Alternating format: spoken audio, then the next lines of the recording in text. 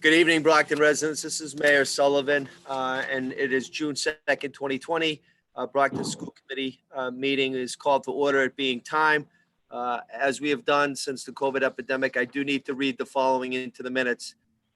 Due to the ongoing COVID-19 pandemic and state of emergency on March 12, 2020, Governor Charlie Baker issued an executive order temporarily suspending certain provisions of the open meeting law, Mass General Law, Chapter 38, Section 20. Pursuant to the order, public bodies are temporarily relieved from the open meeting law's requirement that meetings be held in public places, open and physically accessible to the public, so long as measures are taken to ensure public access to the body's deliberation through adequate alternative means. This meeting will be held and will be accessible to the general public via Brockton Community Access, Brockton Public Schools website, which is as follows: www.bpsma.org, YouTube, and Comcast Channel 12. The public can access this meeting via this link: www.youtube.com/TheBrocktonChannels. I do want to take a roll call relative to the revised open meeting. The Chair Sullivan says yes. Vice Chair D'Agostino? Yes. Ms. Azak? Yes. Ms. Mendez? Yes. Mr. Minicello? Yes. Mr. Rodriguez? Yes. Mrs. Sullivan? Yes. Mr. Sullivan? Yes. Thank you. That is all in the affirmative. Now we have to take a roll call vote relative to establishing a quorum. Chair, yes. Vice Chair? Yes. Ms. Azak? Yes. Ms. Mendez? Yes. Mr. Minicello? Yes. Mr. Rodriguez? Yes. Mrs. Sullivan? Yes. Mr. Sullivan? Yes. All in the affirmative. We will now salute our American flag. I pledge allegiance to the flag, flag To the flag The United States of America. to the republic, Republic which stands stands one One nation, nation, under under God, God. indivisible, Indivisible. liberty. Liberty and Justice justice for for all. all. Thank you very much, everybody. I do want to thank the vice chairman and the members of the school committee. We just had a public hearing. I want to thank the resident that expressed her opinion. That's the process, and we thank that individual. We also want to thank Aldo Petronio and Mr. Clarkson, the CFO for the city of Brockton, for working with us in the subcommittee. We are now into a full city council. We are joined, of course, by our esteemed superintendent, Mike Thomas. The agenda is as follows. Number one, calling of the meeting to order, establishing a quorum and saluting the flag, which we did. Number two is the consent agenda, and it is A, B, C, D, E, F, and G as stated on the agenda. And I always want to thank, of course, Melinda Campbell for all her efforts compiling and preparing for every meeting that we have. And I also want to thank BCA for telecasting this. Are there any school committee members that would like to take any sections out separately from A through G? Mr. Sullivan, do you have one? Yes, item E. Yes, item E. Item E, okay. Any additional items from any school committee members? Mayor, Yes, sir. items B, C, and D. B, C, and D. Any additional ones? None. So A, F, and G would be collectively. A is the approval of the May 19, 2020 regular school committee meeting. F is approval of school closing date for 2019-2020 school year. And G is the acceptance of notification of personnel actions, leave of absences, resignations, and retirements. A, F, and G. Any questions on those matters? Seeing none, I entertain a motion on A, F, and G. Motion to approve items A, F, and G. Is there a second? Second. There's a second by Judy Sullivan. Motion was made by Tom Minicello, second by Judy Sullivan. I'll take a roll call vote relative to A, F, and G. The Chair Sullivan says yes. Vice Chair? Yes. Ms. Azak? yes. Ms. Mendez? Yes. Mr. Minicello? Yes. Mr. Rodriguez? Yes. Mrs. Sullivan? Yes. Mr. Sullivan? Yes. That passes. Thank you, school committee members. Consent agenda A, F, and G has passed unanimously. We will now go on to B, C, and Excuse me, D. Mayor, Yes, I apologize. There's a really bad echo. I'm If not everybody- sure. Mrs. Sullivan, can you mute the cell phone? I'm not sure if everyone else can hear it, but I'm having a hard time hearing. yeah, I hear it too as well. So if everybody could mute unless you're speaking. And again, I'm remote today. I'm in the War Memorial. We don't have the best system here today. So A, F, and G did pass unanimously. We will go now on to consent agenda B, C, and D. And the Vice Chairman, the floor is yours. Thank you, Mayor. So item B is the May 19th meeting of the Finance Subcommittee. And I just wanted to review the minutes of that meeting as is customary to do. So on May 19th of 2020, the Finance Subcommittee met at 5 o'clock. We had several matters of business to discuss. I'll summarize them here. Agenda item 1 was the FY 2020 budget update. Aldo Petronio, Chief Financial Officer, gave a budget update and discussed that they were reviewing accounts for remaining funds and then would prioritize things such as payroll for the remainder of the year. Any funds left, and then he discussed there are funds left over in the transportation budget since we're not paying transportation vendors. So to preserve those funds, we would be sending approximately $2 million back to the city to put into stabilization so that we'd have those funds available for next year's budget. It was also explained that if we kept that money in the school side, we could do that, but there was an accounting process that would have to put that money under review and basically make it unavailable for 18 months. And we didn't want to have to wait 18 months to have those funds available to us. Mr. Petronio also shared with us that there are certain funds that can be put back into the circuit breaker account for special ed and be carried over for a year, as it's a separate revolving account. And so the rules are different with that account. But at the end of the day, Mr. Petronio and his staff are working to preserve every dollar from the current year budget that they could. There was some question and answers by the members of the committee. And then Mr. Petronio went on to share that all spending except for mandatory expenses has stopped. Finally, Mr. Petronio also shared that they are hoping to recoup costs of laptops, 6,000 laptops, with some of the federal funds that have been dispersed to Plymouth County. There was some questions and answers in regard to that matter as well. Agenda item number 2. We discussed the committee looking into early retirement incentives, as we had done in the past. We had some discussion about that. And then the superintendent shared with us that basically we didn't have any new information to share on when we would receive a Chapter 70 number. So we're kind of in a holding pattern to see what Chapter 70 funds will be, and also some of the funding we've gotten through the CARES Act, and whether that would be deducted from Chapter 70. So we had some discussion, and then Mr. Petronio also shared that he had a conference call this week with the DOE and a few other districts. Finally, Mr. Petronio suggested we prepare a level services budget, and him and Troy would do some work on getting that ready. The meeting adjourned at 5:30 p.m. Next, item C is the public hearing on school choice.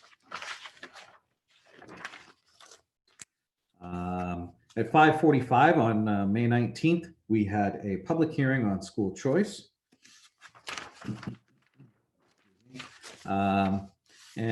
We opened the floor to public comment.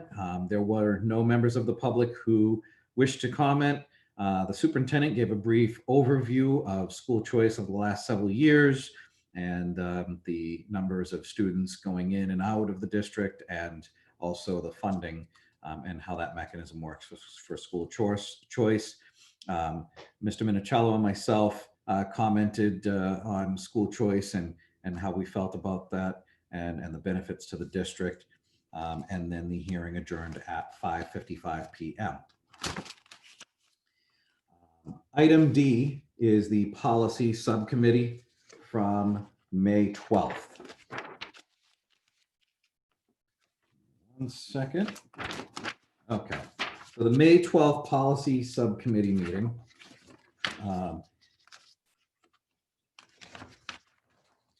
We met at 6 o'clock on the 12th of May. And the first agenda item was the selection of a new graduation date.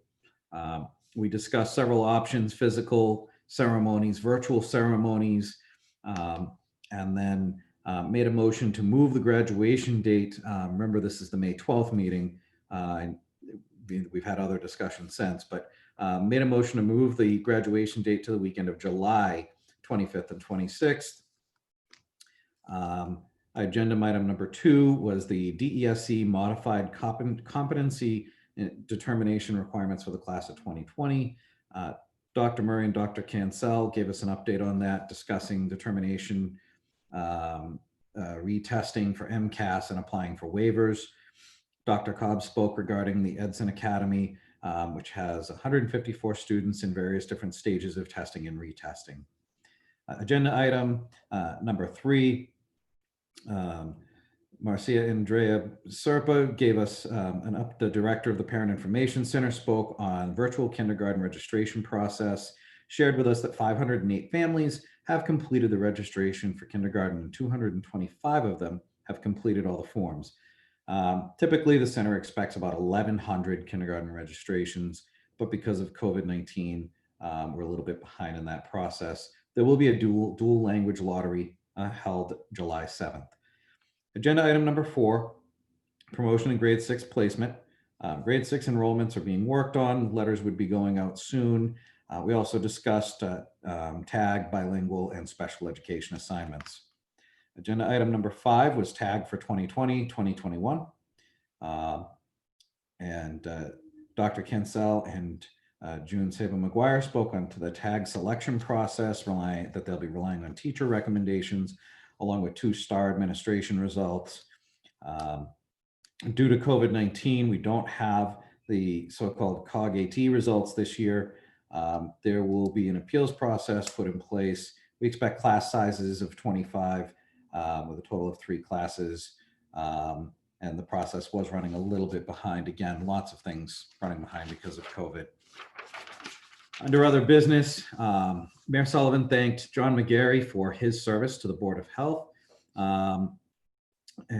had to step away. The mayor also thanked Director of School Nurses Linda Cahill and the 7 other BPS nurses for all their help and service to the Board of Health during this pandemic.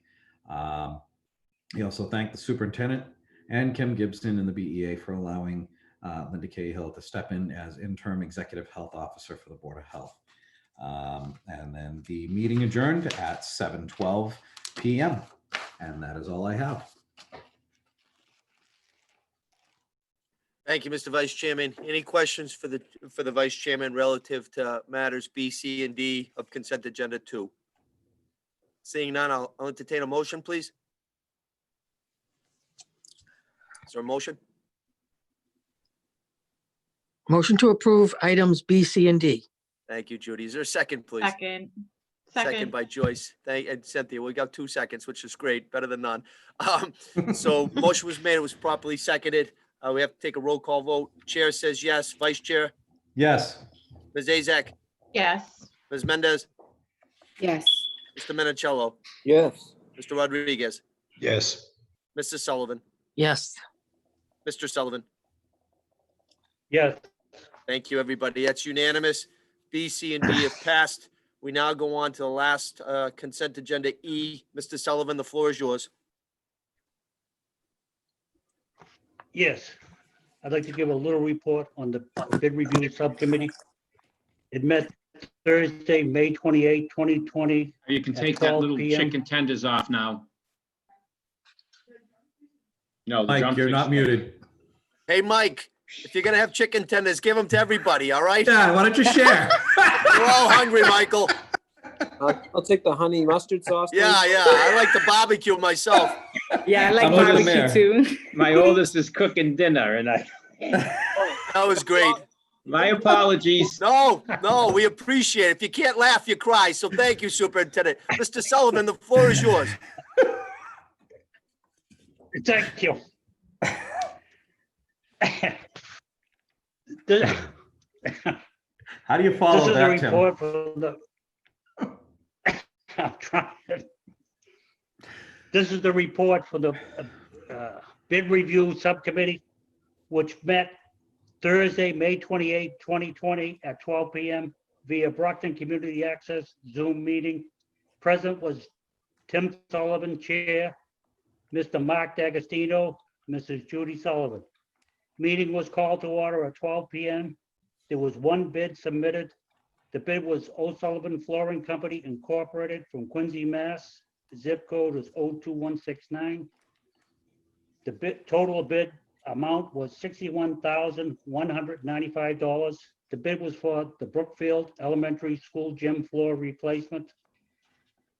That the bid committee voted unanimous to accept the bid. And I'd like to make a motion to this committee to accept the report of the subcommittee as presented. On the motion, any questions, Mr. Sullivan? Seeing none, Mr. Sullivan has made a motion. Can we have a second on that, please? Second, Second by Mrs. Sullivan. We'll do a roll call vote. Chair says yes. Vice Chair, Yes. Ms. Azak, Yes, Ms. Mendez, Yes. Mr. Minicello, Yes. Mr. Rodriguez, Yes. Mrs. Sullivan, yes, Mr. Sullivan. Yes, Chicken nuggets for Mr. Thomas. So that was unanimous. and there's, Subsection E is passed. Thank you for that, everybody. We'll move on to section 3, communications. And I'm not aware of any communications. Mr. Superintendent, any communications? No, Mr. Mayor. Thank you. We'll move on to 4, which is again, the report of our superintendent of schools. Good evening, Mr. Superintendent. Thank you, Mr. Mayor. First, I want to thank you yesterday for working with the local clergy in putting together the prayer vigil that I attended yesterday at City Hall. I just want to say that, you know, we are all devastated by the news of the murder of George Floyd, which obviously is a painful and horrible history that we have here in America, that someone like myself will never feel that pain. I cannot obviously even compare my heartbreak to the heartbreak of the people of color feel and what they're going through right now. Obviously, I will never understand that. So, but as a school community, as a community of Brockton, we all stand together and we have to do everything we can in the city and in the school department to root out hatred, racism, and indifference. And I just wanted to start the meeting, and I want to say thank you to the school committee members for always your support. Together, I know we can make Brockton better. There's a lot of work we have to do. We know that, but we have to do it. We have to have the tough conversations. We have to feel the pain. We have to look at ourselves in the mirror, and we have to move forward to make our school system and our community better for everyone. Can I also say something, Mr. Mayor? You may, absolutely. You know, growing up here in Brockton, many of us have grown up here in the city of Brockton, and I find Brockton to be a very unique place. Not that we don't have problems or issues, but growing up here as a kid, going through the schools here, having friends, basically of so many ethnicities and certainly races. Brockton's provided us all with a pretty unique environment to grow up in, and I'm just glad that we do not share the severity of problems with regard to race that other cities and communities do. Not that things are perfect here, by no means. However, growing up here, I always felt that Mike and I grew up on the east side of Brockton. We went to, East Junior High School. We had, friends, all friends of all different colors, growing up. And it just amazes me. And I think all of us at the stupidity and the ignorance and the unnecessary actions of some crazy people when it comes to dealing with, people of color. You say to yourself, you watch the news and you say, how the hell does that happen? How can that continue to happen? Just out of common sense or humanity, someone's on the ground, in handcuffs. What is going on here? But luckily, I think that we do live in a city where we care about one another, where this type of behavior really is not tolerated, would not be tolerated, nor never really was in my lifetime here in Brockton. So I'm so glad that we do share a commonality of basically, acceptance of all people. We again, not a perfect place, certainly not a utopia, but a good place where people enjoy each other's company, enjoy the differences that we have, come together, have a good time, and in times of hurt, we basically support one another, and we will continue to do so, and we'll do so for our students certainly, and our staff. Brockton is a great, unique place, and let's pray for the family who have lost their son, for those other people who have lost sons and certainly daughters of color in our lifetime. But together we will get through this, and hopefully tonight in Brockton, people will voice themselves in a respectful manner, in a peaceful manner, and we will be a stronger community. And we are the city of champions. Brockton is a unique place, and I think we're always proud to be from Brockton. So. Thank you, Mr. Minicello. Any additional comments from any of the school committee members? Yeah, Mayor, if I could comment. Mr. D'Agostino, please.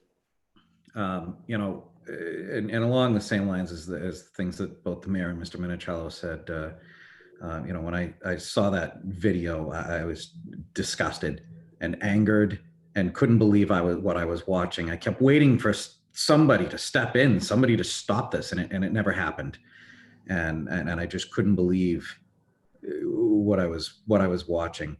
Like Mr. Minicello said, certainly we have our issues here in Brockton and things we could do better and ways we could be better about these issues. But we also have a great diversity here. And Mayor, you've said that our diversity is one of our strengths. And, and I couldn't agree more. Actually, when my wife and I first got married and we were discussing where we were going to buy a home, one of the things that we chose about Brockton, one of the reasons we wanted to stay here in Brockton, is we wanted to raise a family in a diverse place where our son would grow up around all kinds of people from all different backgrounds.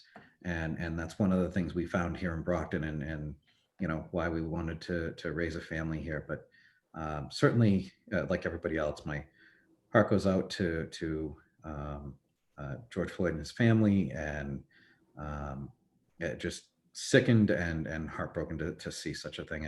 Like I said, I just kept waiting for somebody to do something to stop that, and it just didn't happen. And it's awful, and it's unacceptable and disgusting. Thank you, Mr. D'Agostino. Any other school committees? Mr. Sullivan, please. Tim, I think you're muted.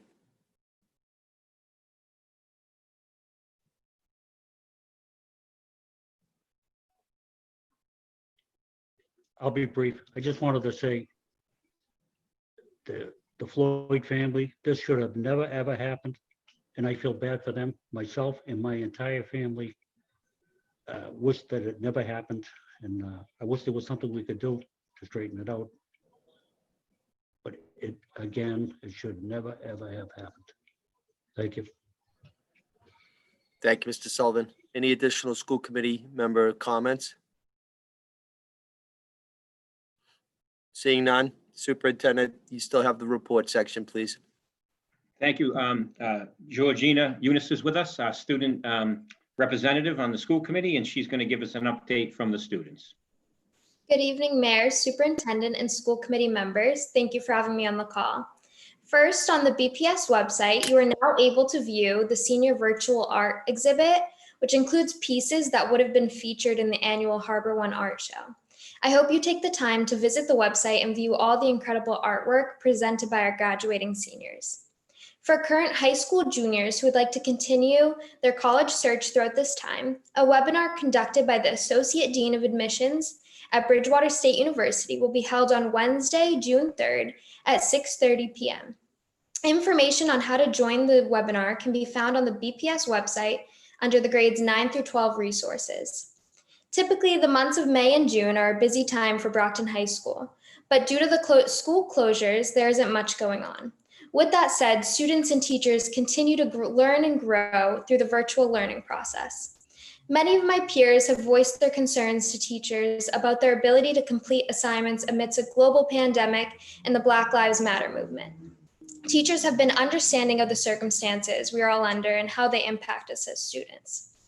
That concludes my report, but if anyone has any questions for me from a student point of view, I'd be happy to answer them.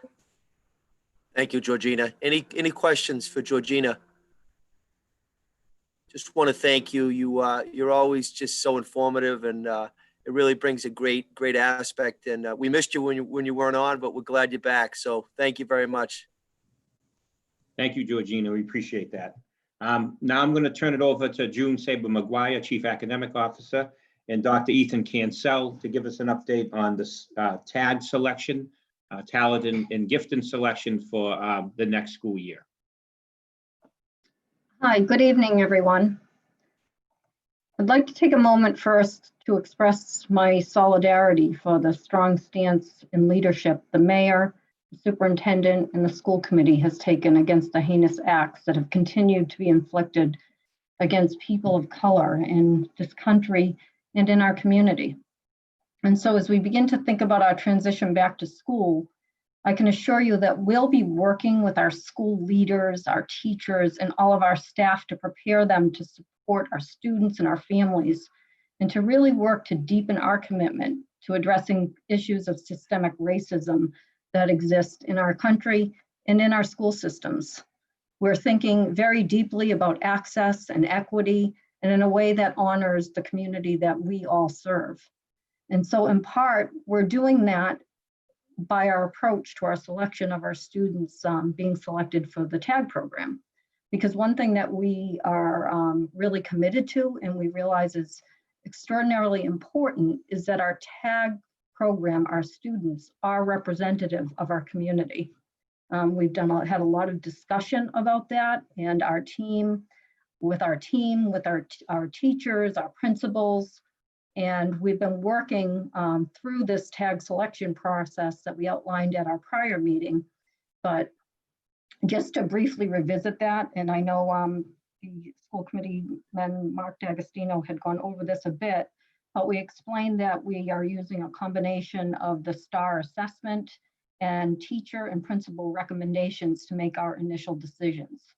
So at this point, we have received that information from all of our elementary schools, and we've held an initial meeting with our district team, who's represented by myself as the Chief Academic Officer, Dr. Cancel. We have Karen McCarthy, our Director of Title I, and John Kelly, the principal of the Angelo School, serving on a smaller committee to review the recommendations from the school. So we've had that meeting. We have gone over each individual candidate. We've had discussion about each individual student. We do have another meeting scheduled for tomorrow, and we should have a final list of TAG recommendations by the end of the week. So it's our goal and our hope to have these notifications out to our potential incoming TAG students and families next week. And again, there'll be an opportunity for parents of students who feel that perhaps their student was overlooked to submit an appeal to the Office of Teaching and Learning, to the Chief Academic Officer, and I will be the point of contact, and there will be guidance for families that may have issues and want to revisit the process that we used. But Ethan is going to just revisit briefly for you how we use those STAR assessment scores, and then how he shared that information and really worked directly with schools and school-based teams to ensure that they have spent the time that they need and done some deep thinking around which students we think are going to be good candidates and successful candidates for our TAG program. Thank you very much, June. And I agree with the sentiments that you and the members of the school committee and the mayor have raised tonight.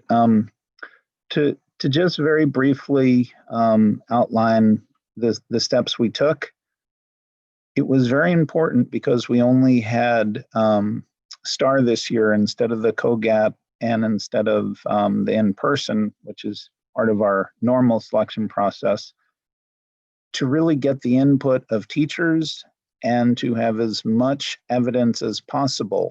And what I learned in talking with, I met with every principal for all the elementary schools, and some of the principals had the teachers present, some of them had their entire leadership team present, but all the principals had talked extensively with the teachers, and the process was very good. And in fact, it was instructive enough to me to tell me that next year, even if we go back to our normal testing procedure, I still want to incorporate this process. The insights that the teachers share are rich, and I only know what a test score shows on a piece of paper, but the teachers have multiple other forms of data that are very important. And I can assure every parent that I pushed the heck out of the teachers and principals. So I would ask specifically, if a teacher would make a claim, I'd say, okay, so what evidence do you have to back that up? What about his reading scores, which aren't even included? These were just bits of evidence that the teachers were including. What about this, score? How do they handle this? How do they handle that?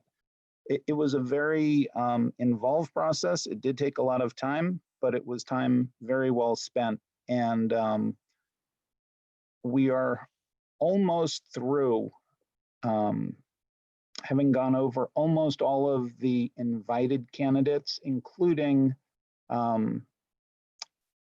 to use a political term, write-in candidates. So maybe their test scores weren't that high, but they have abilities that didn't show on the STAR for whatever reason. So we're almost through with that. As June said, we're going to meet tomorrow. Hopefully we'll be able to wrap that up. And we're hoping to be able to send out the normal invitations. And we'll be working with John Kelly. It becomes his part of the show when he'll be running an open house of some sort to introduce the potential or prospective parents to the program so they can make a better and more informed decision. So that about wraps it up for me. If you have any questions, I'm sure that June or I would be happy to answer them.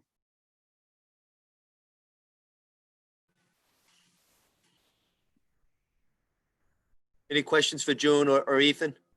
Seeing none, we'll move on, please. Thank you.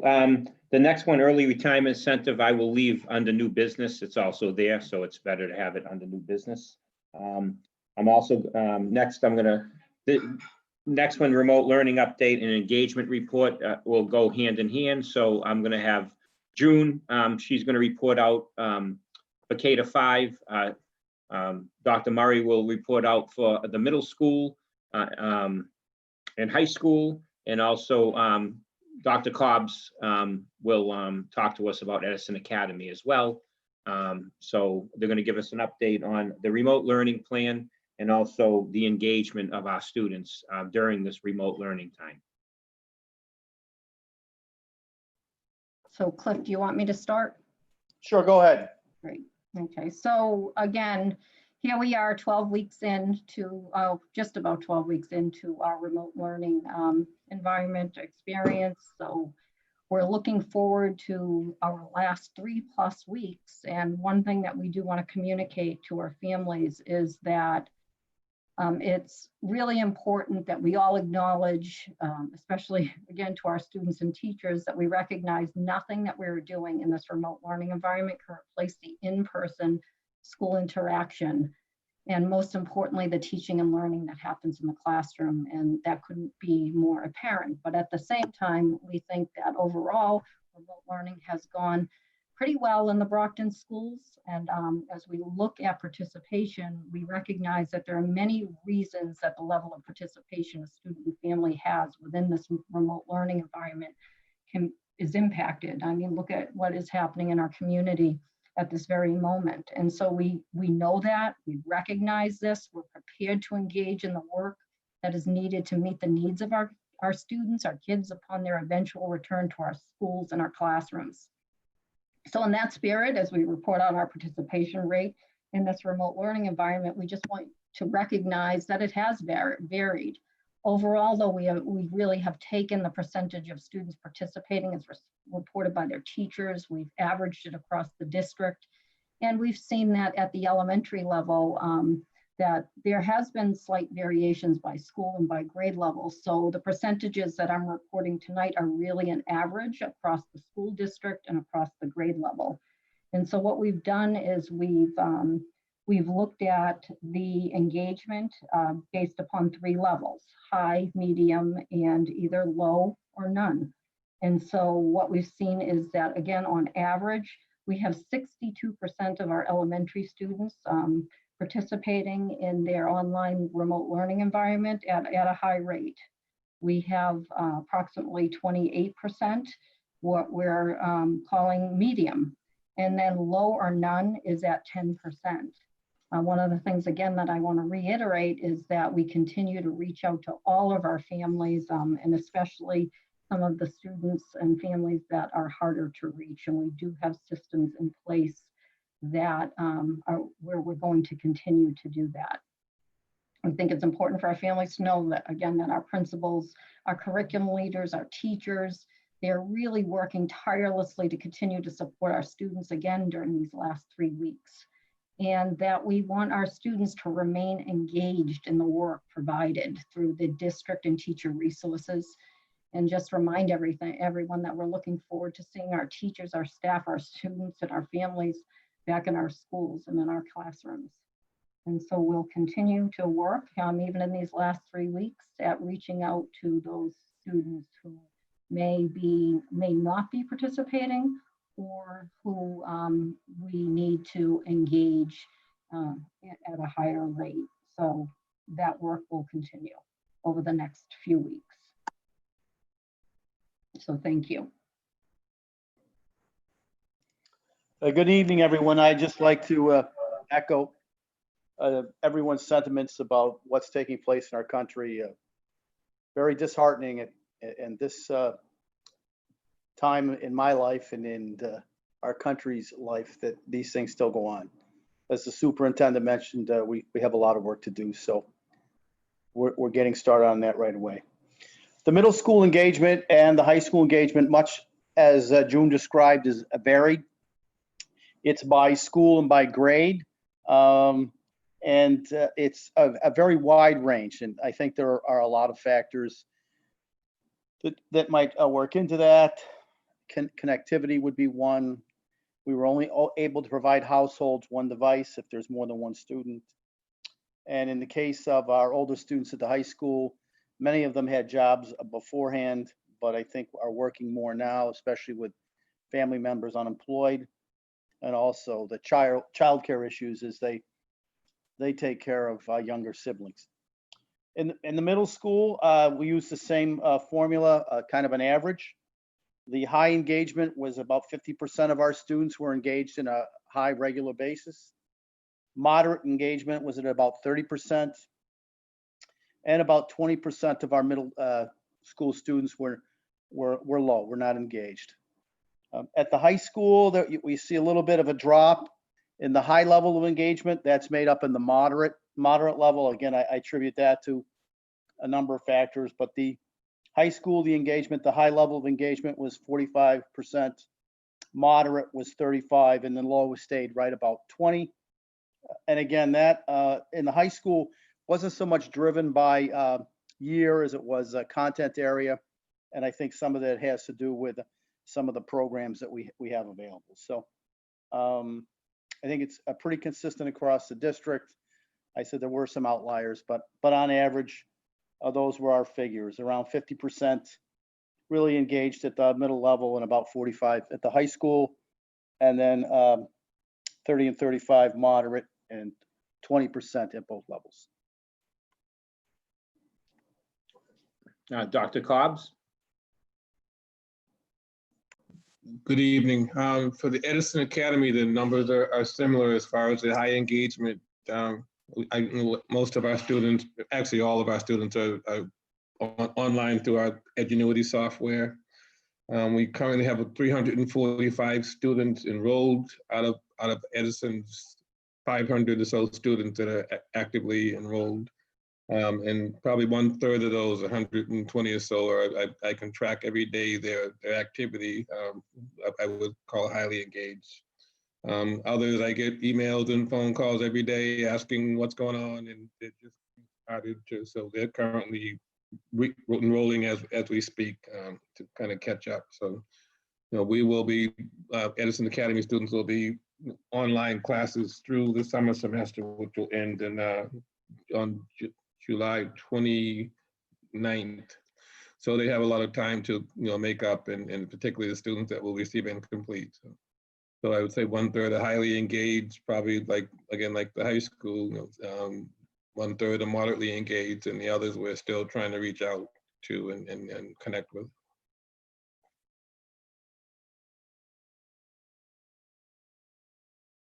So I just want to add that, this obviously remote learning, something our district is not set up for, but it's also, it's all around equity. And then when we talk about the lawsuit, which has not gone away, that we will continue to pursue. I talked to Trip Jones this week.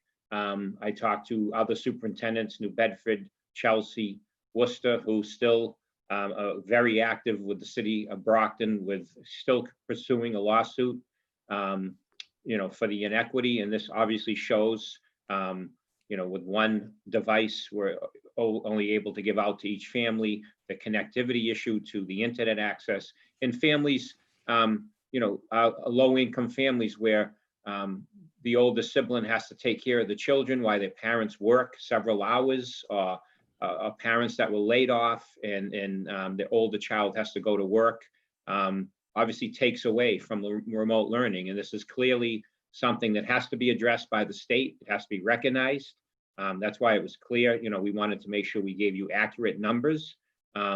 Even our teachers have done a tremendous job with our administrators, setting up a program, a remote learning plan within 3 weeks. But again, we did this with very little resources because what we've done to our technology budget over the last several years. So I commend the hard work of the teachers for how quickly they were able to switch over to this remote learning plan. However, this clearly shows the inequity that are in the gateway cities with funding when you had to switch over to a remote learning plan with lack of devices, lack of internet access, and obviously us cutting technology for several years, lack of training that we've had not only with students, with our teachers, and also with our parents, because some parents are home and they're frustrated because there's a lot of different platforms to have to navigate your way through. I have issues here with my own kids trying to figure out some of the platforms that they use. It's not easy, and that's something that we need to spend time on, providing resources for parents to get through this process as well. But again, this is help we're going to be looking for from the state. This obviously does not make the lawsuit go away because it just showed, pick the scab some more of the inequity between the gateway cities and our wealthier suburbs. So I just wanted to add that, but I do want to commend the administration and the teachers and our staff and how hard they worked at putting this all together in such a short period of time and with the lack of resources we have had over the years. Mayor. Mayor, if I could. Yes, Mr. D'Agostino, please. Okay. Thank you. Yeah, I wanted to, again, as the superintendent said, I just wanted to add and thank all of the staff that have been involved, and the teachers and administration. And like you said, putting this together in 3 weeks time after years of cuts totaling just around $60 million over the last 5 or 6 years, and then to try and put this together is definitely a lot of hard work went into that. It's not perfect, but with what we had to work with, a great job was done. I think I would like to, obviously we don't need to do this right this second, but maybe have some discussion as to the resources, the types of resources and tools that other districts have that we don't have, because again, as we've talked about, that lawsuit is very much still on the table. And, there's a lot of questions about funding right now. And I think we need to be able to show, it just shows the damage further, even more so than we already were able to show. Because I know a lot of the other communities have a lot of resources we don't have. So we could maybe look at what some of those are and start to have some discussions with the state about that too. Thanks.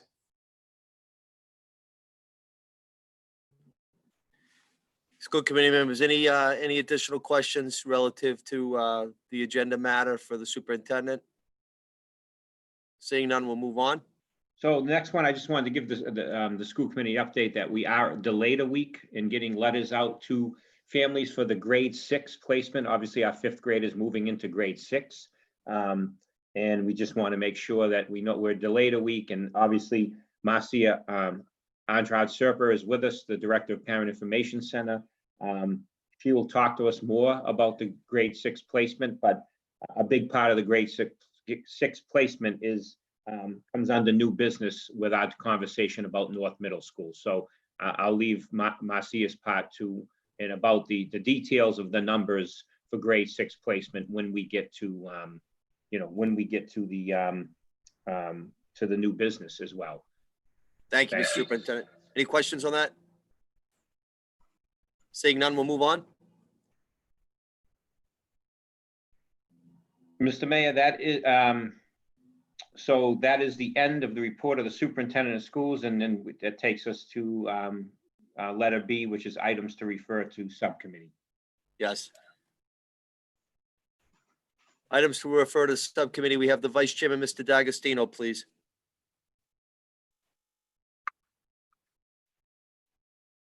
Mark, I think you're muted. There's probably a lot of people that like it when I'm muted. Me too. Mr. Sullivan and I had a conversation. He's the chair of transportation. We discussed that it would be appropriate to call a transportation subcommittee. So I wanted to make sure we get that booked in the next probably week and a half or so. Absolutely. Duly Melinda, noted. you have that correct? We'll work on we'll work with, that's Mr. Sullivan is the chair? Yes. Yep, so, okay, so Melinda will work with Mr. Sullivan to schedule that meeting and make sure it's on Zoom within the next week and a half. It probably, yeah, within the next week and a half. Will do. All right. And the other thing on the, yes. Mr. Sullivan. Before we were talking about Tuesday, June 9th on the transportation. That was going to be before the subcommittee, the finance subcommittee meeting? Yeah, I mean, if that would work, I mean, we can try and Melinda will reach out to you about that and make sure that works for everybody. If we've already got a meeting scheduled, might as well. And then, so we have that finance already booked for next Tuesday.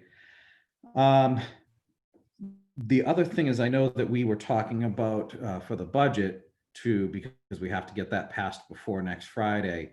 having a special meeting Wednesday of next week. But I've learned that the council, I believe, already is having a meeting at that same time on Wednesday. So I wanted to see if possibly either we wanted to do it after the Tuesday finance meeting on the 9th. It does make for a long evening to have transportation finance and then the special meeting, or did we want to maybe look at Thursday as a possibility? Mr. D'Agostino, could you just again clarify what you said in terms of the city council having a meeting? That would be Wednesday, June 10th? That's what I was told, is that there was a conflict for Wednesday, June 10th. I believe that there wouldn't be a council meeting. I was under the impression that originally that was going to be an ordinance committee of the city council, but I believe that's been pushed to the 17th. I'm not aware of any conflict on the 10th. Okay, if that's been pushed, that's fine. Then we can stick with that. I didn't know that had been pushed out. If that's the matter that they had discussed, the city council budget would not be until I talked to Council President Shirley Azak. It would be 23, 24 of June, with Thursday, the 25th being the final. So I don't believe there's anything on the 10th that I'm aware of. All right, no, it was ordinance that I had heard was happening, and so if that's been moved, then we're fine. Okay. All right. And Mr. Okay. Jorgensen, we also, there was a scheduled finance committee meeting for this Thursday as well. Oh, yes, thank you. That was the other thing, was did we want to go ahead and get finance scheduled for this Thursday as well? So we'd have this Thursday, and then we'd have next Tuesday as well, so that we'd have those two meetings booked to work on the budget. Now that we have a budget number, and I know Melinda did post that today, just to hold that, make sure we were under obviously the legal filing of 48 hours. So that is posted because obviously, we were able to get, a number that the mayor gave us earlier tonight at our finance subcommittee meeting to work off of, and knowing that we have to have the budget books over to the city council by next Friday, the 12th. So I thought it was, obviously, we think it's important to have a meeting for Thursday night, and then obviously another one for next Tuesday as well, just so we can, it's obviously short order, but this is the way, obviously, under a pandemic we're operating, and again, we're doing this without actually a budget number from the state. So I want to thank the mayor for working hard to get us that number, and now we have to do the hard work of meeting that budget number. Right.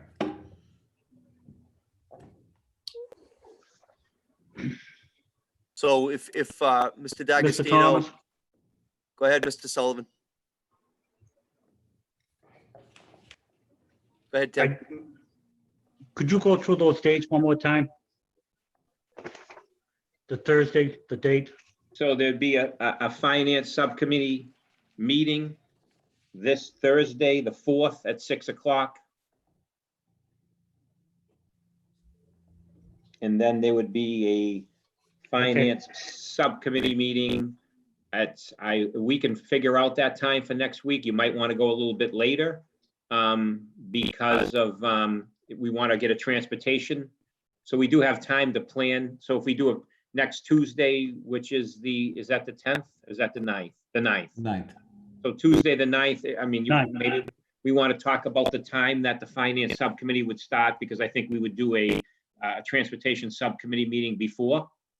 So we might want to start finance maybe at 6:30 or 7, but again, I'll leave that up to the committee to work with Melinda on those times.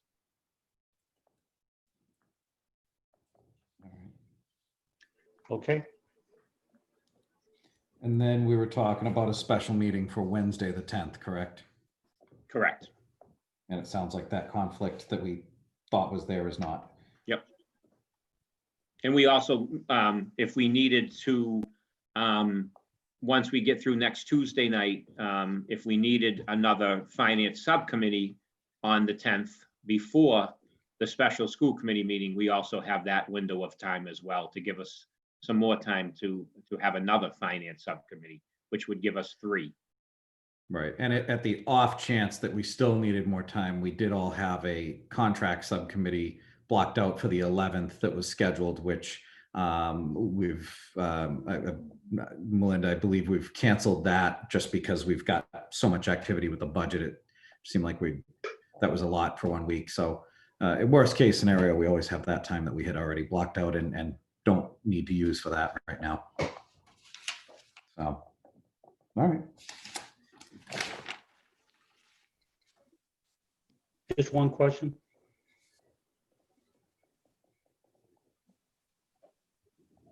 Mr. Sullivan.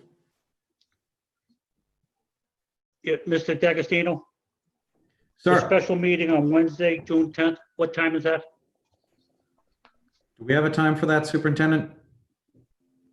No, I think we should maybe hold on putting that time, because if we need a finance subcommittee meeting before it, I just think we need to see how things go this Thursday first, and then maybe we do have a little bit of time before the exact time for that meeting has to be posted. I just think we should just give ourselves some time to see, how long this work takes us. Obviously, as we're working on the budget Thursday night, then we can maybe Thursday's finance committee, we can determine times then.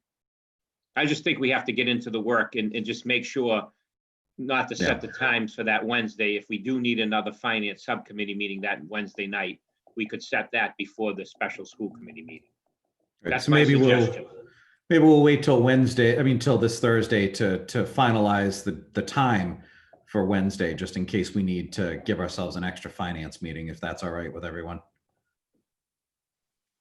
I have a quick question. Do we have a time for this Thursday's meeting? I might have missed that and I apologize. Because I don't see it on our calendar. I believe it's going to be 6 o'clock. Is that correct, Mr. D'Agostino? Yes, sir. Okay. 6 p.m. on the 4th. Thank you. Yep. Okay. I think that's it.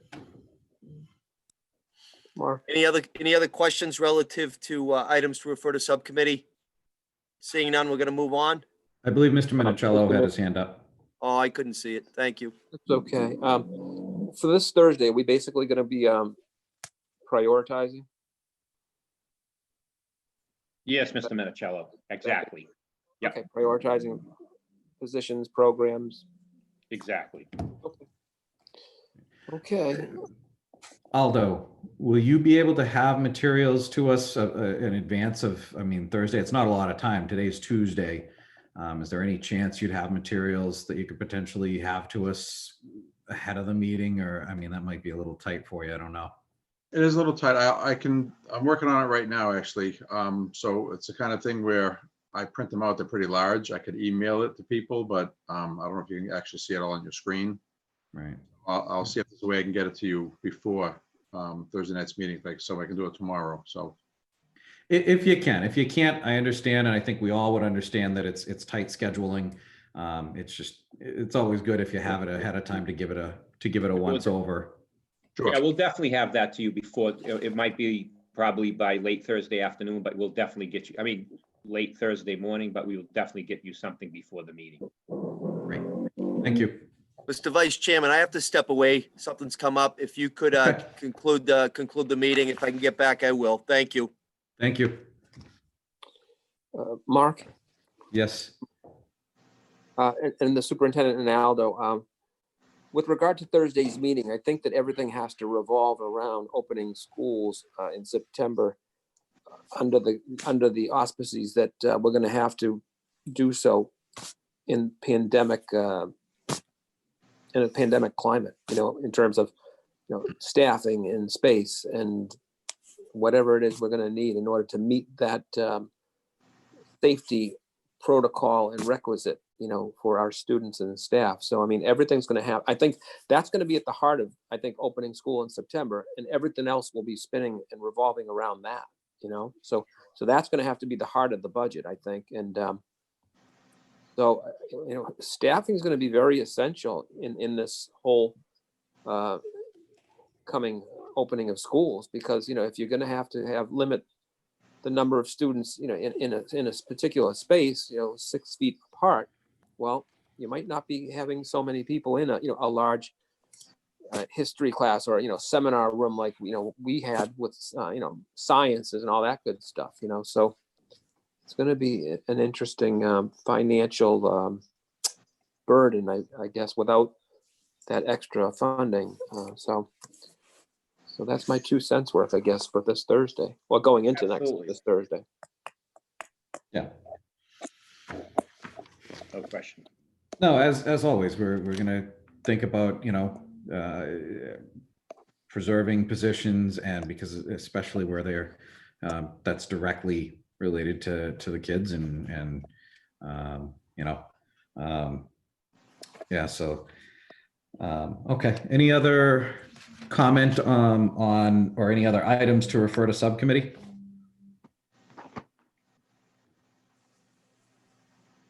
No? So next is as you have heard from from Boston, the mayor of Boston, Marty Walsh, that the marathon on September 14th, the new date for the marathon has been canceled. That was going to be a holiday in the state of Massachusetts.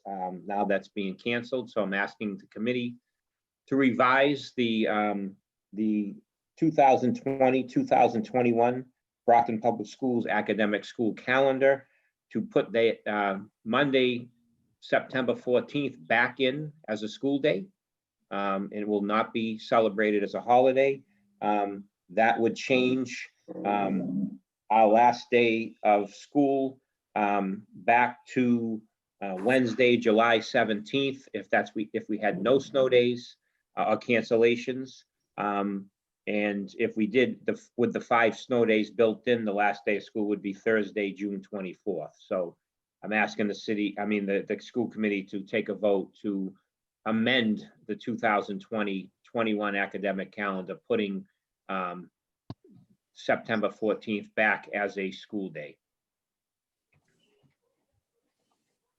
Is there any discussion from the committee? I mean, if it makes sense, I mean, that the reason for the holiday was to give people an opportunity to, I guess, to participate, and celebrate Marathon Day, and obviously,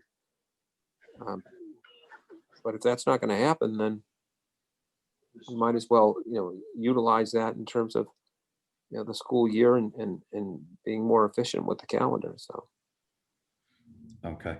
but I mean, if someone has a really good reason why it should remain the same, I mean, I'm open to it, but.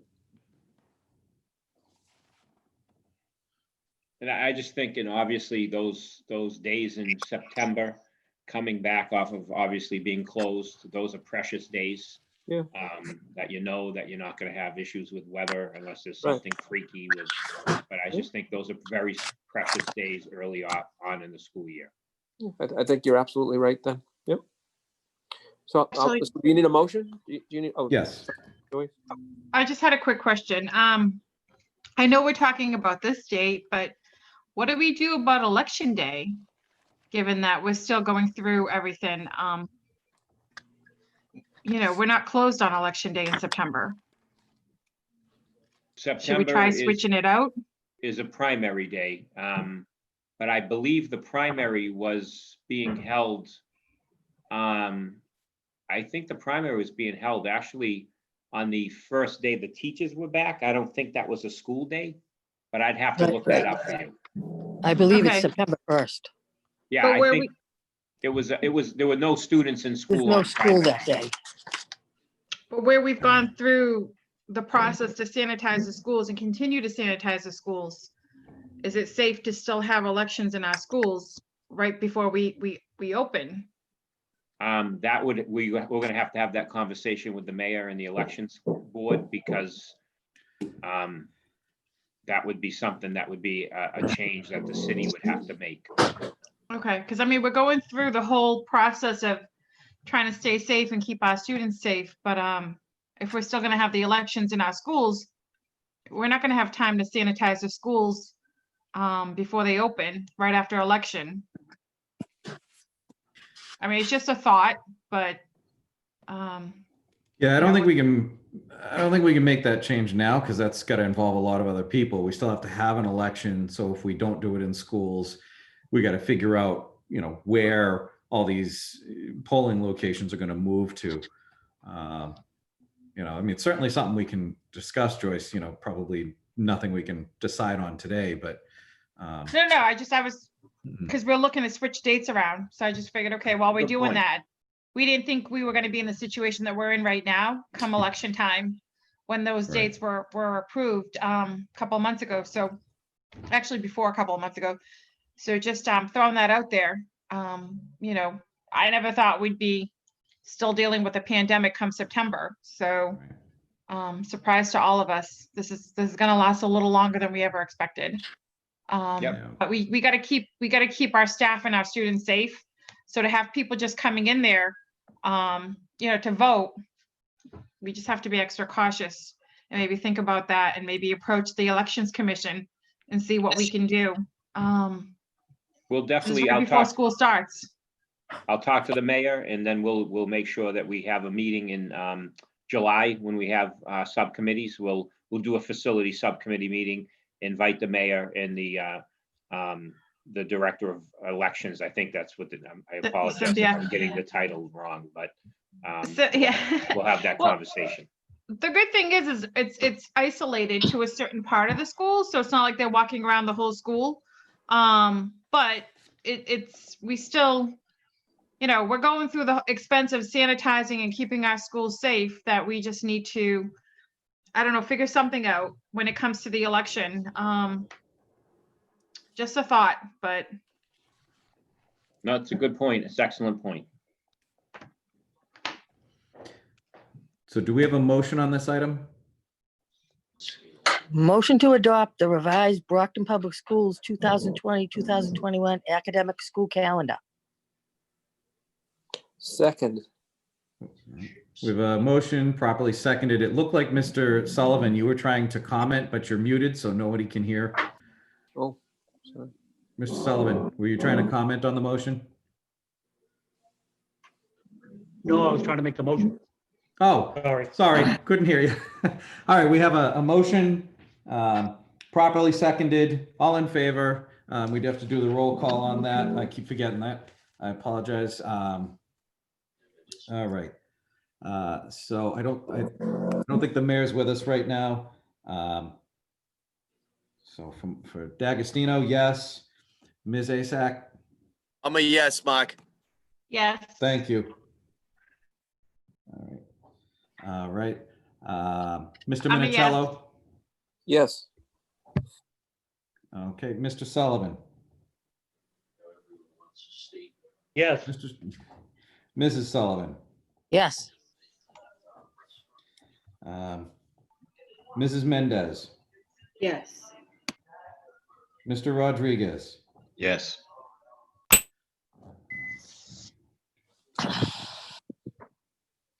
Motion carries unanimously.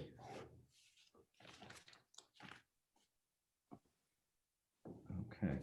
All right. Thank you. So next is unfinished business, which is the Student Opportunity Act, which we will, again, we will not submit. We'll pretty much hold the Student Opportunity Act plan hostage until we see what the state does with releasing Chapter 70 numbers. So it has been delayed. I want to thank Mr. Bath for continuing to work on that, but and also we've been meeting, talking about this, but obviously a Student Opportunity Act submission plan now would obviously have to involve whatever school's going to look like when we come back in September, and we'll have to follow guidelines that are put out by the Department of Education and from the governor's office. So those things are going to have to be included in a Student Opportunity Act plan. So we cannot be in a rush to submit a plan. And again, the state has put off the submission date, and we will continue to put off the submission date until we see where these numbers come out. Okay. Yeah, tough to move forward with that without any information. Okay. Any items under new business? And obviously there are. First, we had the public hearing this evening on the school budget. We as we are required to do and always do, We hold a public hearing to hear public comment on the school budget. And we did have one constituent who did come and did join us and speak. So we appreciate her comments and her feedback. And as always, our parents are encouraged and welcome to give us their thoughts and their feedback. And then the hearing was closed with only that one comment from a member of the public. And that's it for the public hearing. Is there any other discussion on the public hearing? Okay. All right, seeing none. We have next on the agenda discussion on North Middle School. Superintendent, did you want to address Yes, that? please. So I want to thank the committee. This was brought forward at a finance subcommittee meeting, talking about getting ready for social distancing and what school would look like in September. So I made the suggestion that we should keep North open. Obviously, it needs some renovation, but with finances up in the air, especially on the city side, with lack of local aid being cut, it's at this time the city would not be able to bond the money needed to repair North and do the alterations needed for an elevator and those kind of things. But overall, the building, built in 1952, is in solid shape. It does need some cosmetic work, some paint, some ceiling, some flooring. But I think that it's in the best interest of us to keep that building open and allow sixth graders to return. Obviously, neighborhood students that live within 2 miles of North to return to North next year. That would be the most organized way to reopen and keep North open.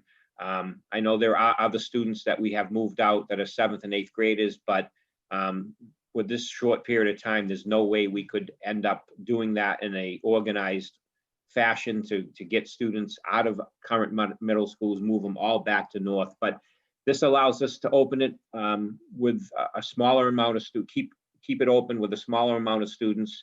It will relieve stress on the other middle schools as far as the numbers, planning on obviously for social distancing. So I just thought, and the committee agreed, because you did pass that on to the full committee to discuss. And if anybody, unless we have any questions to start, I'll have, Marcia Andrade Serpa and give you an update on what the middle school numbers would look like, with North open and how many students we would project going to North. And then once this is, if this is approved tonight, then Marcia and her team would get to work on the placements, and we can get those grade 6 placement letters out next week.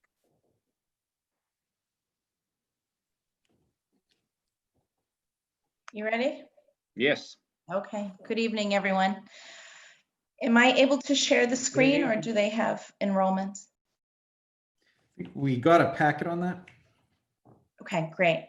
So the 2019-2020 middle school enrollment, the full enrollment for the PLUF was 761 this past year. North, having only 8th grade, had 167 students. West, 692. Ashfield, 585. East, 676. The Davis for grades 6, 7, and 8 had 373. South at 623. So from the 2019-2020 middle school enrollment, we had currently have a total of 3,877 students. So for what is projected for 2021, if we do not have North, PLUF would go to 788, West to 731, Ashfield 649, East just under 700 at 698.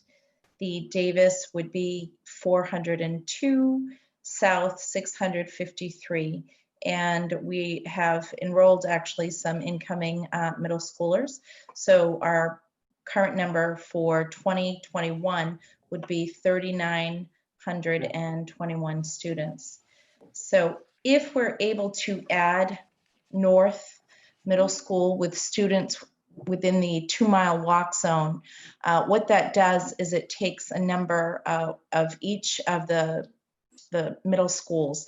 A total of 251 students would be coming out of the other middle schools. So you'll see there's some significant relief there. And as the superintendent said, in terms of social distancing, that's easier done with fewer students.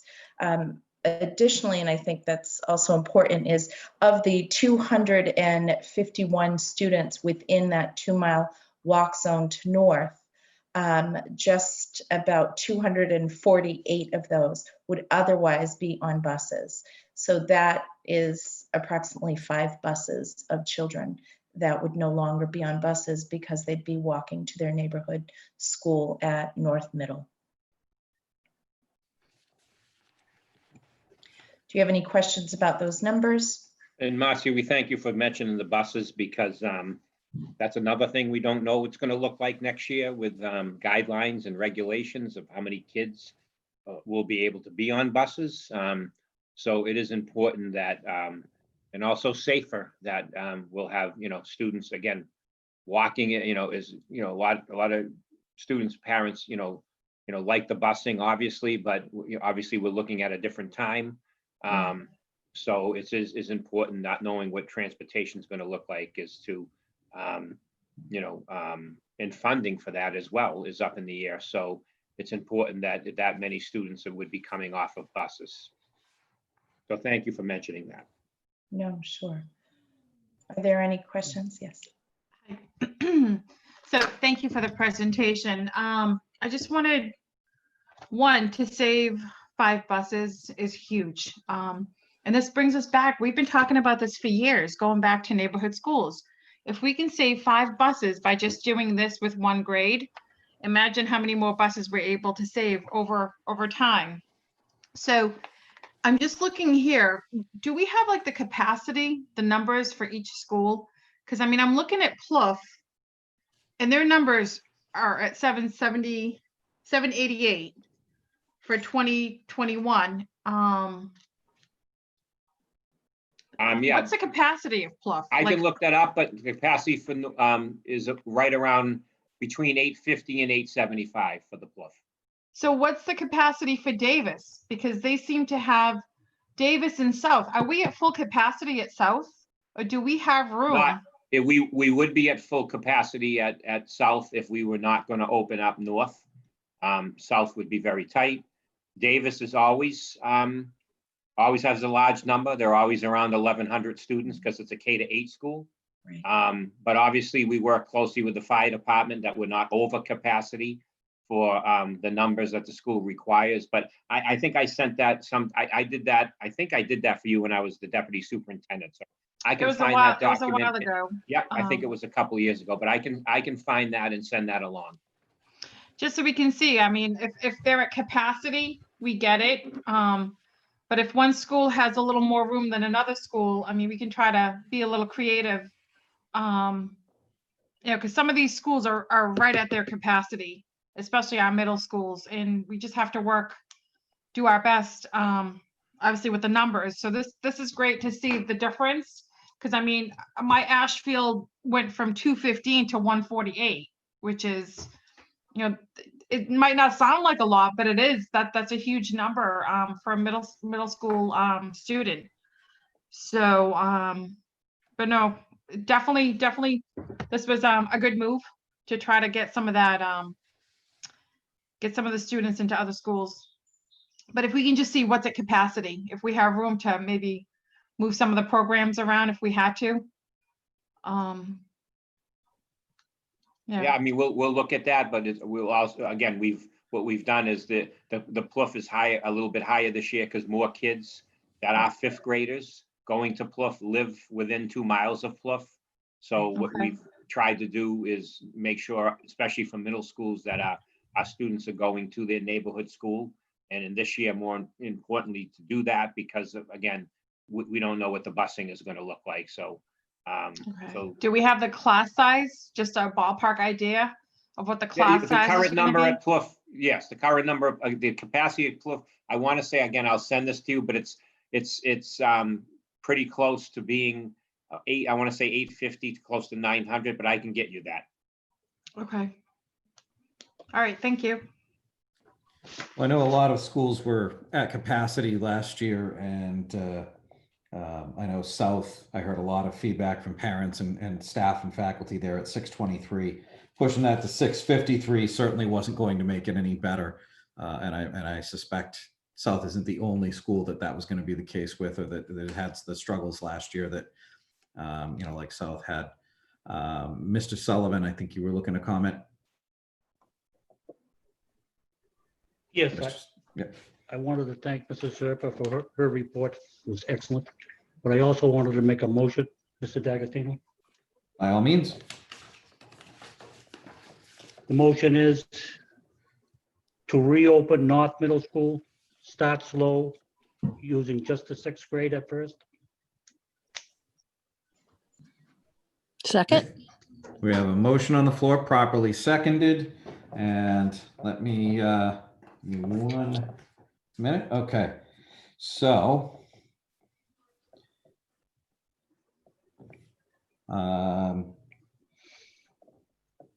Mayor, if you're with us. Okay. Yes, I'm okay. here. Thank you. D'Agostino, yes. Minicello. On that motion, Oh, yes, I'm sorry. there was going to be some groups participating in activities, community activities at North, right? Wasn't there? Didn't we have some? Yeah, they obviously once we're allowed to hold those kind of things again, they would continue to be in the empty classrooms because the 6th graders, I actually am doing a walkthrough there this Thursday, and we're going to look at the rooms that we're going to, we're actually going to renovate to get ready for next year. So we would be using the current 8th grade rooms that the 8th graders were using before we closed. Those would be the rooms that the 6th graders will be going into. So the community center would, as we planned on that being there at least another year, that would still continue, obviously when they're safely open, ready to reopen. Okay, and isn't there also a Spanish women's group or someone else? Yes, they're part of the community center.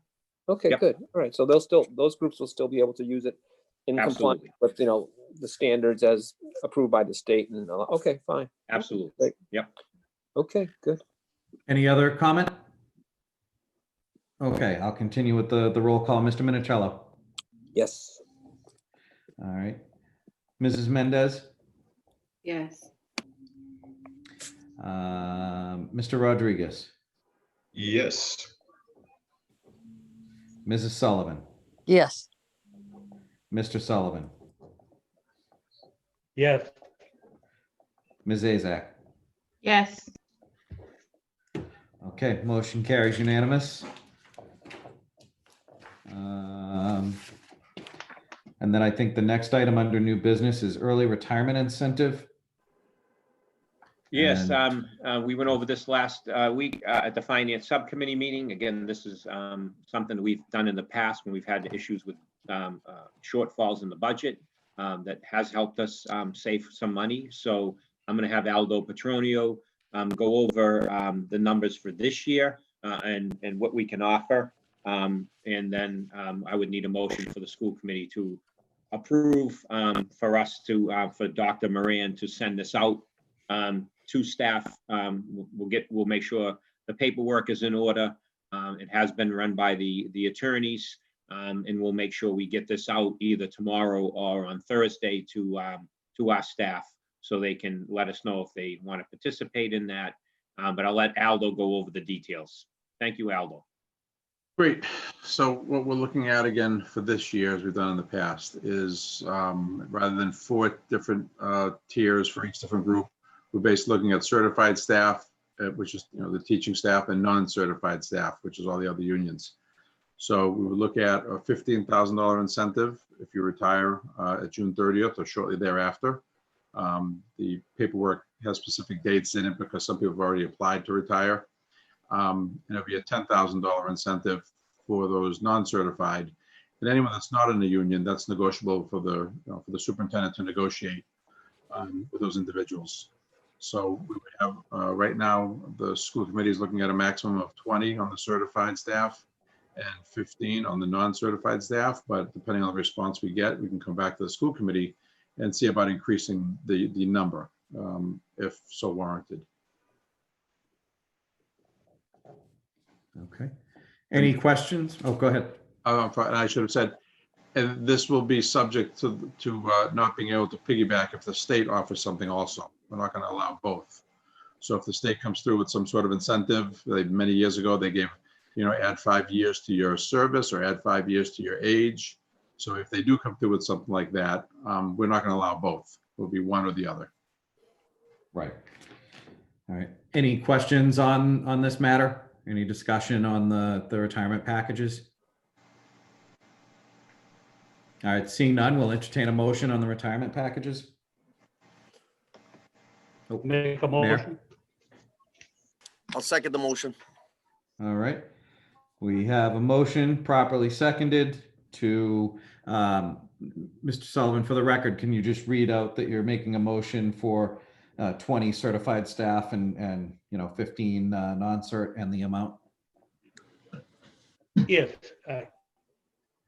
The motion is that the early retirement incentive program certified 15,000, maximum of 20, non-certified 10,000, maximum 15, not in the union, to be looked at by the superintendent, and it's subject not to piggyback with the state. Excellent. All right, we have a motion by Mr. Sullivan, properly seconded by Mayor Sullivan. Do we have any further discussion on this motion? Okay, I'll call the roll. Mayor Sullivan? Yes. D'Agostino, yes. Mr. Minicello? Yes. Mrs. Mendez? Yes. Mr. Rodriguez? Yes. Ms. Asak? Yes. Mrs. Sullivan? Yes. Mr. Sullivan? Yes. Okay, motion carries. All right, and then the only other, is there any other, before I have one new business item, but I want to make sure, does anybody else have an I item just to want to, bring if I up? could, Mr. Vice Chairman, I just want to give a Yes. status update. The peaceful protest that started at 5 o'clock at West Middle School with about 300 people has turned into a march. Where I am right now, they've walked by about 400 to 500 people. A few rock throwers in the crowd, but no damage reported as of yet. Marched down to the police station and City Hall. So again, we all hope collectively that it stays peaceful and that our city stays safe, but law enforcement is keeping me updated. Thank you. Right. Thank you, Mayor, for the update, and thank you to all who choose to protest peacefully, and for law enforcement for helping to keep our city safe.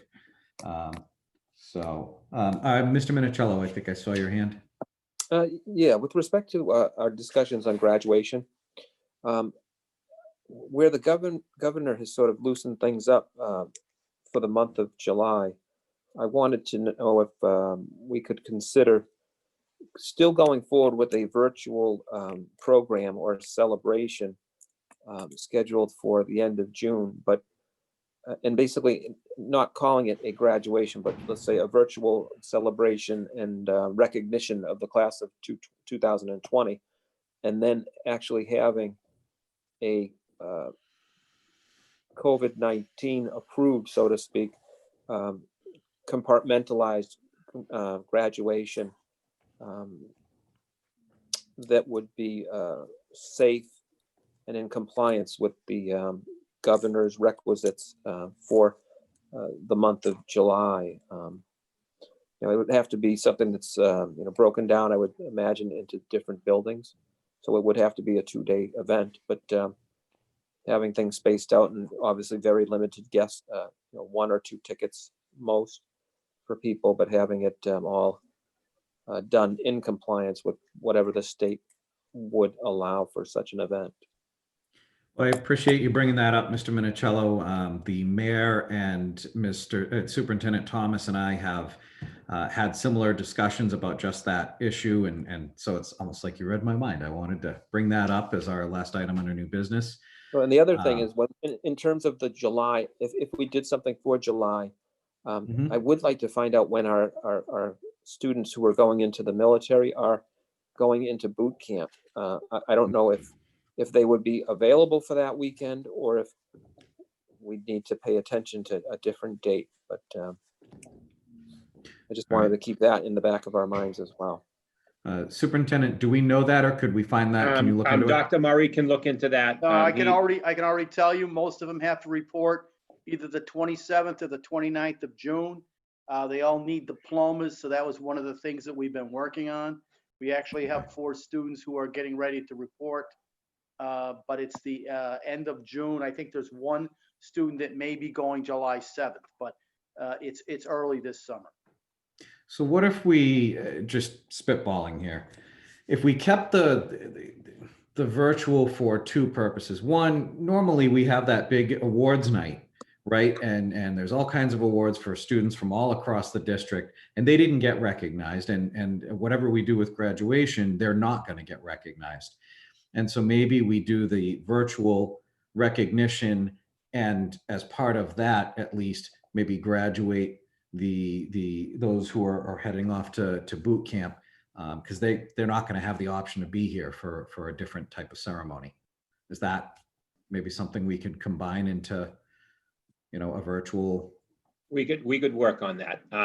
Just so everybody, and I sent you all the guidelines that were sent out by the Department of Education last week, the graduation guidelines that were put out by the Mass Department of Public Health, that any graduation ceremonies taking place before July 18th had to be virtual, or some kind of a car parade.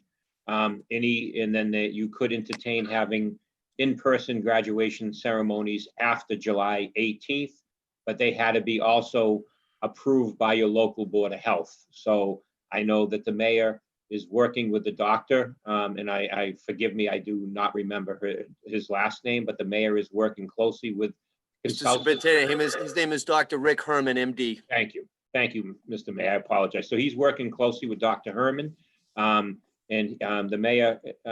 We had this conversation, and he did talk to Dr. Herman.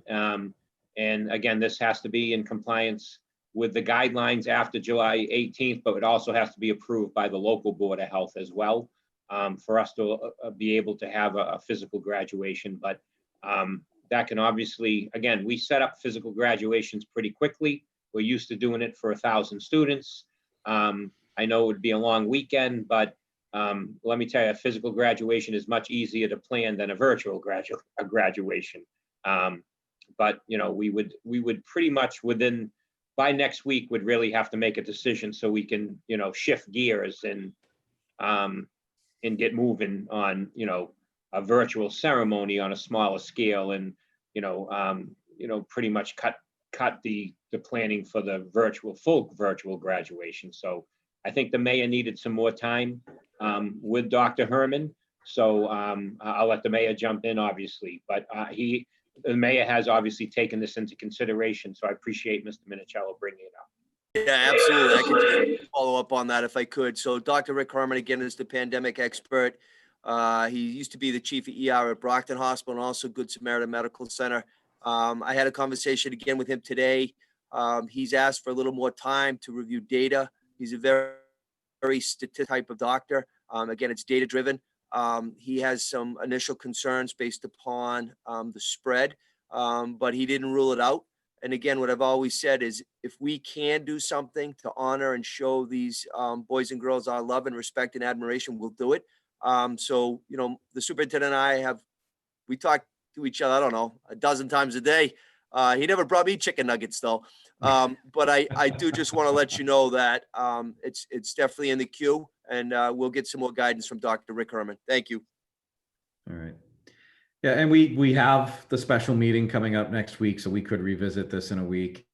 But maybe, again, hopefully you'll be able to discuss it with the doctor of doing building by building and social distancing with the space that we have there at the high school and on the field. And so hopefully we'll be able to move that forward. So we look forward to hearing more from the health department on, on their thoughts on that. So it sounds like we probably need to just hold this for just till our next meeting. And again, we are meeting Wednesday, so maybe we could revisit that, even though that's not the intent of that meeting. Maybe we could revisit it then and hopefully have enough information to maybe take some action. Yeah, I would throw that as an agenda item, under new business or, unfinished Yeah. business on that agenda. I mean, Yeah, we'll these bring it kids up didn't there. get a prom. These kids didn't get award ceremonies. They to me, got nothing. they got gypped. So Yeah. if we can do a combination, that would be great. I mean, some sort of a virtual recognition celebration, to highlight, the good things that they participated in, some of the programs that they did, maybe some performances, guest speakers, what have you. But, again, with, obviously consultation with the city's expert in the health department, being able to do something that is safe and in compliance, with guidelines and common sense, obviously in our community. So I know that as a body, we want to do everything we can to, memorialize this chapter in these students' lives. And again, we all agree that we're not going to forget the class of 2020. So I want to do what we can for them, Yeah, 100% agree. Any other comment on this matter? Anybody else want to jump in? The only thing I would have to say is that we would really need to, this decision would have to be made next Wednesday. Because Jess has spent a lot of work with BCA, with Dr. Murray, Dr. Cobbs, the Huntington and the Keith. So things have to be in by the 12th for BCA, the speeches, the pictures. So we really would need to make a decision next week, before the end of next week.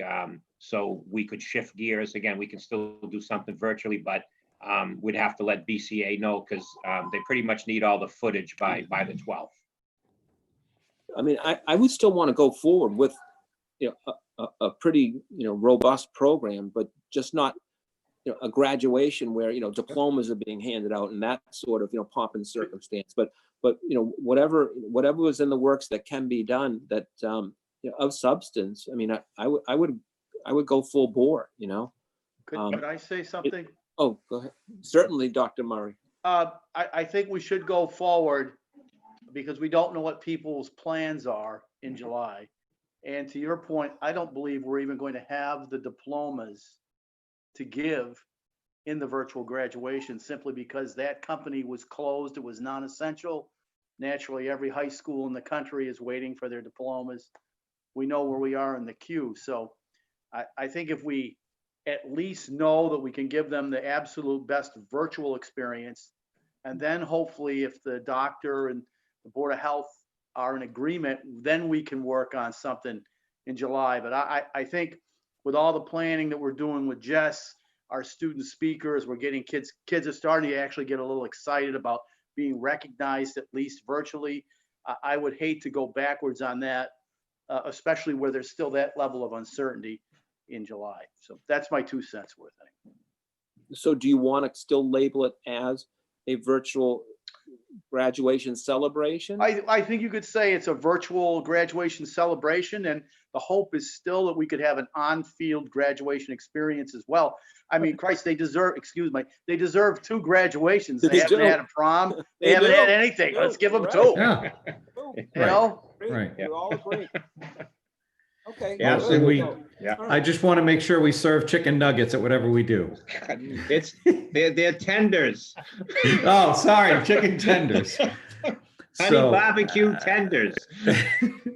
But it sounds like we probably need to hold till Wednesday, but Wednesday needs to be a final decision so that everybody who needs to be involved in doing what we're going to do knows what they're doing, basically. Well, I think we are going. It sounds like we need to go forward with the virtual Yeah, one. I think I think what Dr. Murray says, I don't think we have to have a final decision on the July, but I think we go forward with the virtual graduation celebration, because so much has gone into it.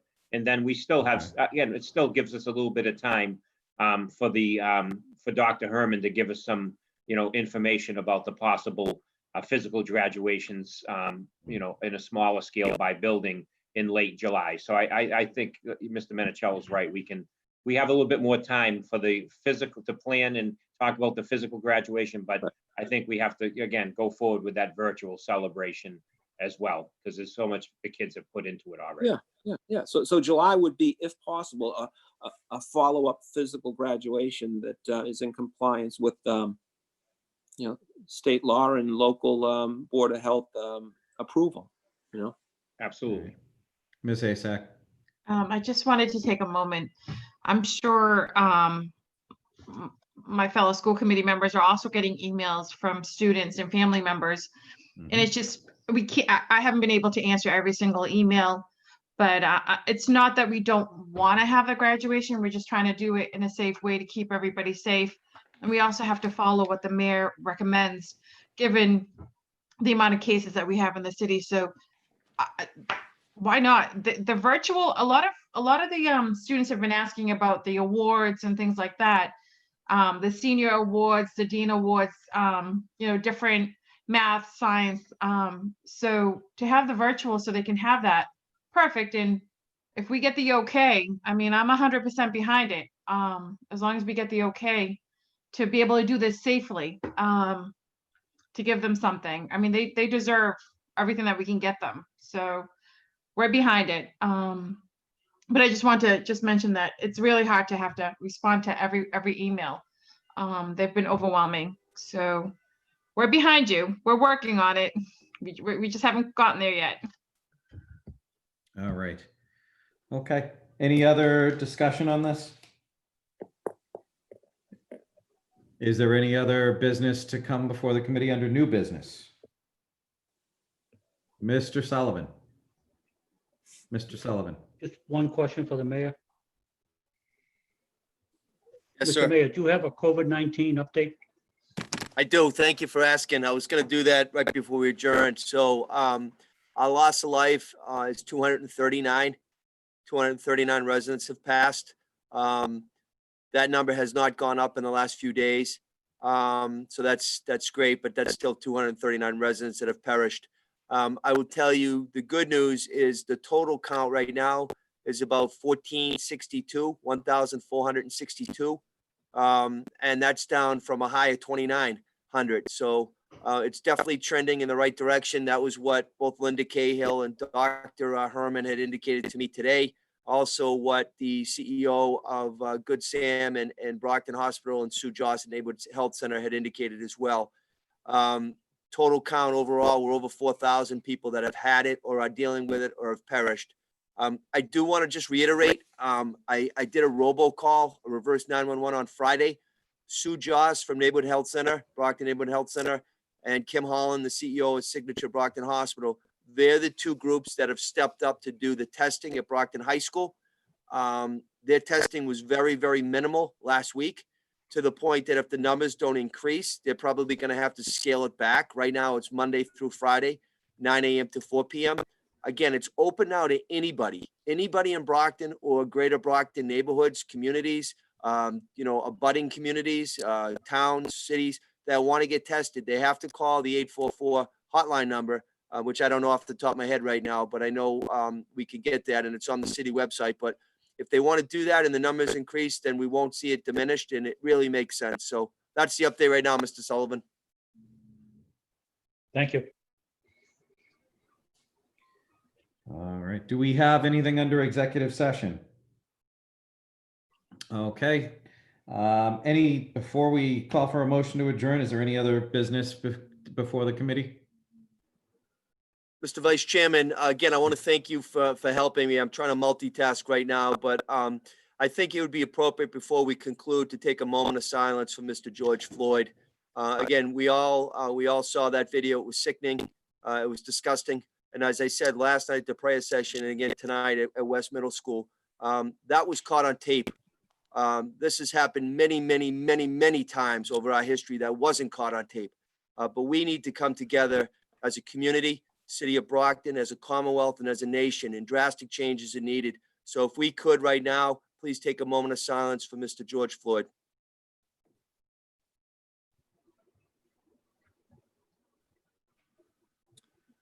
Our thoughts and prayers go to him and his surviving loved ones. Thank you very much, members. Thank you. Entertain a motion to adjourn. Motion to Motion. adjourn. Second. All right. So it was made by Ms. Azak, seconded by Mrs. Sullivan. Thank you very much for your collaboration. We will have again this coming Thursday at 6 o'clock. We'll have a subcommittee. Have a good night. Stay safe. Goodbye.